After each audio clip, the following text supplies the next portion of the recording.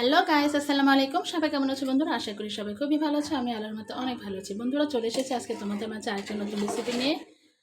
তো আজকে আমি হালিম মিক্স রান্না করছি বন্ধুরা। কীভাবে রান্না করছি সেটা তোমাদের সাথে শেয়ার করছি। তো হালিম মিক্সটা রান্নাটা আমার প্রায় শেষের দিকে, কিন্তু এখানে আমি এখনও মশলাটা অ্যাড করিনি। তবে কীভাবে কী করলাম সেটা তোমাদের সাথে আমি শেয়ার করছি।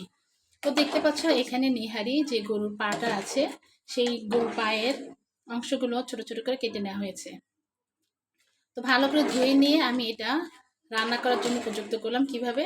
এখানে আমি পেঁয়াজ দিয়েছি পরিমাণ মতো। তো বন্ধুরা, আমি কিন্তু আমার মতো রান্না করেছি এটা, আর আমি সেটাই তোমাদের সাথে শেয়ার করছি।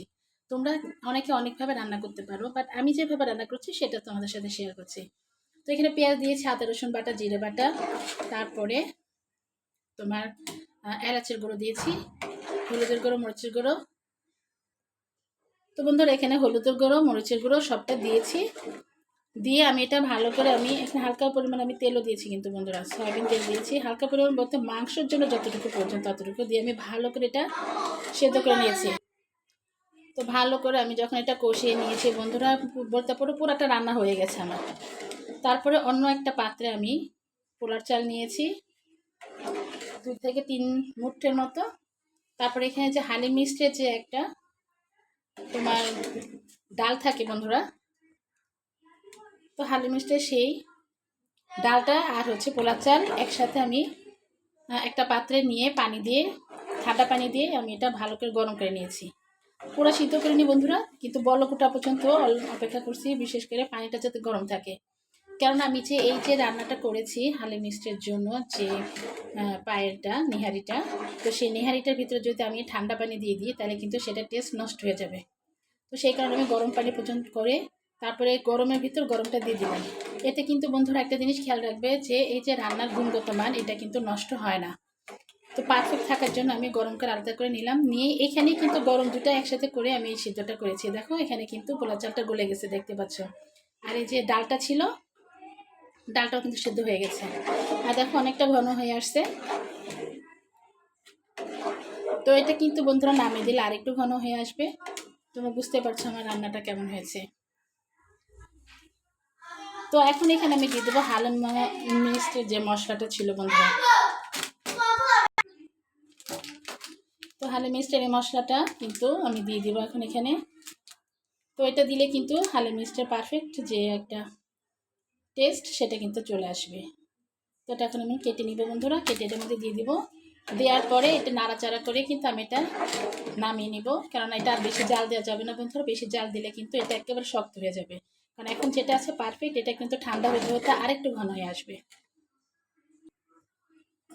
তো বন্ধুরা, হালিম মিক্সের মশলাটা কিন্তু দিয়ে দিলাম, দেখতে পাচ্ছ। তো তোমরাও কিন্তু বন্ধুরা এইভাবে খুব সহজে হালিম মিক্স রান্না করতে পারো ঘরে, আর অনেক টেস্ট হয় কিন্তু বন্ধুরা এটা। আমরা কিন্তু অনেক সময় দেখা যায় যে হালিম মিক্সের যে মশলাটা থাকে সেটার ভিতরে যতটুকু ডাল থাকে ওটা দিয়ে আমরা করে ফেলি, হয়তো যে কোনো একটা মাংস হয়, গরু মাংস না মুরগির মাংস দিয়ে। কিন্তু আমরা যখন এটার মধ্যে কিছুটা পরিমাণ পোলার চাল দিব, এটা টেস্ট কিন্তু আরও বেড়ে যাবে। এটার যে একটা ফ্লেভার সেটা আরও সুন্দর বেড়ে যাবে বন্ধুরা।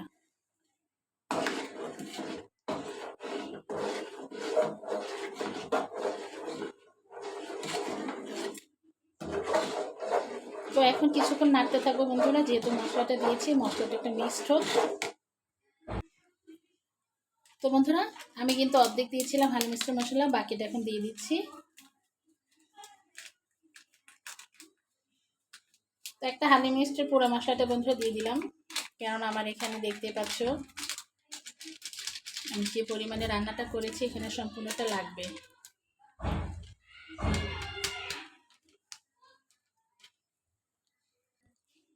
তো বন্ধুরা দেখো আমার রান্নাটা কিন্তু শেষ হালিম মিক্সড। তো হালিম মিক্সড কীভাবে রান্না করলাম, কেমন হলে যে দেখো, ভালো লাগলো অবশ্যই একটা লাইক দিয়ে দিও বন্ধুরা। রান্নাটা শেষ পর্যন্ত করে ফেললাম পারফেক্টভাবে, আশা করি তোমাদেরও ভালো লাগবে। আর সত্যি যদি বন্ধুরা ভালো লেগে থাকে অবশ্যই একটা লাইক দিয়ে দিও, আর অবশ্যই আমার চ্যানেলটিকে সাবস্ক্রাইব করে রাখবে, যাতে পরবর্তীতে ভিডিও আপলোড করার সঙ্গে সঙ্গে তোমাদের কাছে পৌঁছে যায়। তো বন্ধুরা চেষ্টা করছি খুবই সুন্দরভাবে করার জন্য, পারফেক্টভাবে, আশা করি হয়েছে। সবাই ভালো থাকবে বন্ধুরা, আজকে আমাদের বিদায় নিচ্ছি। আল্লাহ হাফেজ।